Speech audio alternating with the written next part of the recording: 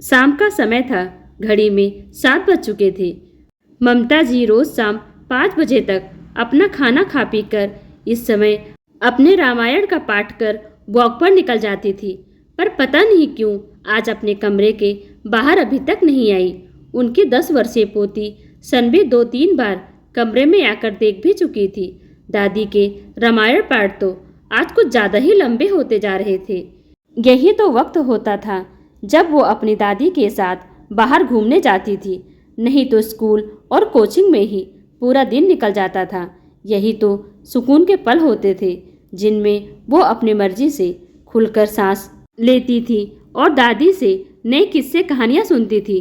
थोड़ी देर बाद सनवी ने कमरे में वापस जाकर देखा तो दादी तो आज इतनी जल्दी सो भी चुकी थी। एक बार तो सोचा कि दादी को जाकर उठाए, पर ऐसे किसी को नींद से जगाना अच्छा नहीं होता। सोचकर दरवाज़ा धीरे से बंद करके चली आई। हॉल में आकर टीवी चालू कर बैठ गई।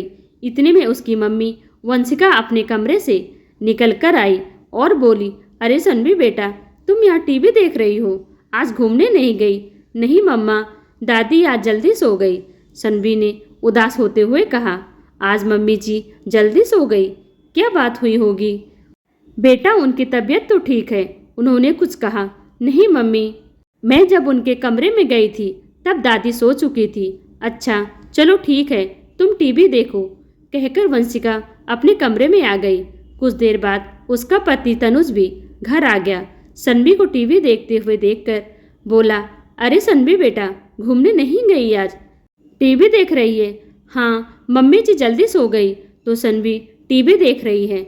चलो सनवी बेटा, जाओ जाकर अपने कमरे में सो जाओ, सुबह जल्दी स्कूल भी जाना है। वंशिका ने सनवी को उसके कमरे में भेज दिया। आज मम्मी जल्दी सो गई, तबीयत तो ठीक है ना, या कुछ हुआ था? आज तनुज ने पूछा। पता नहीं, खाना तो ठीक से ही खाया था, पर वो सो चुकी थी, इसलिए मैंने पूछा नहीं। और आज दिन में मौसी जी मिलने आई थी, सब कुछ नॉर्मल ही था, उन्होंने भी ऐसा कुछ नहीं कहा। हाँ, मैं कुछ देर के लिए सनवी को लेने बाहर गई थी, जब लौटकर आई तो मौसी जी जा चुकी थी। उस समय कुछ हुआ हो तो पता नहीं। ठीक है, सोने दो, डिस्टर्ब मत करो, कल सुबह बात करते हैं। फिलहाल मेरे लिए खाना लगा दो, बहुत ज़ोर से भूख लग रही है, तनुज ने कहा। तो वंशिका रसोई में खाना लेने चली गई। तनुज हाथ मुंह धोकर खाना खाने बैठ गया। रोज की तरह तनुज सुबह उठा तो देखा ममता जी पूजा कर रही थी। तनुज अपनी चाय पीकर कुछ देर न्यूज़पेपर पढ़ने बैठ गया। कुछ देर बाद नहा धोकर वो ऑफिस के लिए तैयार और नाश्ता करके बाहर हॉल में आया तो ममता जी भी वहीं बैठकर नाश्ता कर रही थी। अनुज उनके पास बैठते हुए बोला, क्या बात है मम्मी, तबीयत ठीक नहीं है क्या आपकी? अनुज के सवाल से ममता जी एकदम से उसकी तरफ देखने लगी और फिर बोली, नहीं तो ठीक है मेरी तबीयत तो, मुझे क्या हुआ है? फिर आप कल रात को इतनी जल्दी क्यों सो गई थी? न आप घूमने गई और न ही आपने मुझसे बात की। कुछ तो बात ज़रूर है। नहीं नहीं, ऐसी कोई बात नहीं है, ममता जी बात को टालते हुए बोली। मम्मी बताओ ना, क्या बात है, इतना झिझक क्यों रहे हो, वो भी मुझसे? कुछ तो बात ज़रूर है, वरना आप मुझसे बात किए बगैर सो गई, ऐसा हो ही नहीं सकता। तनुज मम्मी जी के हाथ पर हाथ रखते हुए बोला। उसकी बात सुनकर ममता जी बिल्कुल चुप हो गई। यह देखकर तनुज दोबारा बोला, कल मौसी जी आई थी ना, कोई ऐसी बात हुई है क्या जो आप मुझसे बता नहीं सकते? आप नहीं बताओगी तो मैं मौसी जी को फ़ोन करके पूछना पड़ेगा। मौसी जी से पूछने की बात सुनकर मनोरमा जी बोली, जब उसे कुछ पता ही नहीं तो वो क्या बताएगी? हाँ तो आप ही बताओ, क्या बात है? आपको पता है ना, मैं बचपन से कितना जिद्दी हूँ, आपसे बात बुलवा कर ही छोड़ूंगा। तनुज से कहते ही ममता जी बोली, हाँ जानती हूँ बाबा कि तू बचपन से जिद्दी है, जब तक मुझसे अपनी बात नहीं बुलवा लेगा मुझे छोड़ेगा नहीं। तू तो मेरे चेहरे के हाव भाव को ही पढ़ लेता है, बस इस बार मेरे दिल की बात को नहीं पढ़ पाया। कहते कहते ममता जी उदास हो गई। ये देखकर अनुज हैरान हो गया और उनके पैरों के पास बैठते हुए बोला, मम्मी कभी कभी है ना, बच्चे भी नहीं समझ पाते, कुछ बातें बोल देनी चाहिए, उसका इंतज़ार नहीं करना चाहिए कि कोई हमारे दिल की बात को आगे से पहचानेगा। तो अब बताओ क्या बात है? अनुज की बात सुनकर ममता जी कुछ देर खामोश हो गई, फिर कुछ सोचकर बोली, बेटा मुझे भी हाथ खर्चे की ज़रूरत होती है।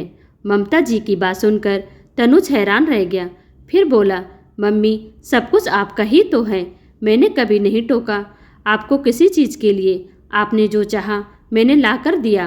क्या वंशिका ने? अरे नहीं नहीं, मेरी तो बहू भी बहुत अच्छी है, कभी किसी चीज़ के लिए इनकार नहीं करती। पर क्या मम्मी, खुलकर तो बोलिए। देख बेटा, ना तूने कभी मुझे मना किया ना ही बहू ने। जब भी कोई रिश्तेदार आता है या कहीं शगुन देना पड़ता है तो मैं जितना बोलती हूँ तुम दोनों ही चुपचाप निकाल कर दे देते हो, मुझसे सवाल भी नहीं करते हो। लेकिन कल एहसास हुआ कि मेरे पास भी हाथ खर्च होना चाहिए। जब मौसी आई और बहू कुछ देर के लिए सनबी को लेने स्कूल चली गई, पीछे से मौसी को अचानक निकलना पड़ा, तो कल मेरे हाथ बिल्कुल खाली थे। कल पहली बार तो मौसी को जाते समय कुछ नहीं दिया, इसलिए कह रही हूँ कि मुझे भी हाथ खर्चे की ज़रूरत होती है। कभी कभी शनवी के साथ घूमने जाती हूँ तो बच्ची की जिद करने के बावजूद उसे दिलाने के लिए मेरे पास पैसे नहीं होते।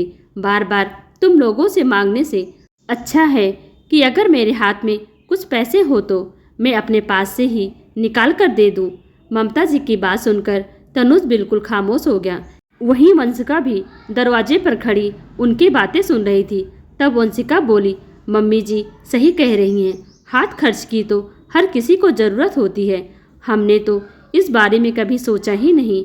हर बार मम्मी जी के साथ तो मैं होती हूँ या आप होते हो, मम्मी जी अकेले कभी बाहर नहीं गई। घर में भी हम लोगों में से कोई ना कोई मौजूद होता है, इसलिए इस पर कभी हमारा ध्यान गया ही नहीं।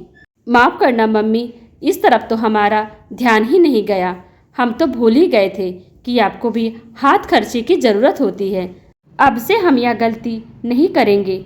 आखिर तनुज और वंशिका ने इसके लिए ममता जी से माफ़ी मांगी और अब हर महीने तनुज ममता जी के हाथ में अपने आप ही हाथ खर्च के पैसे रख देता था।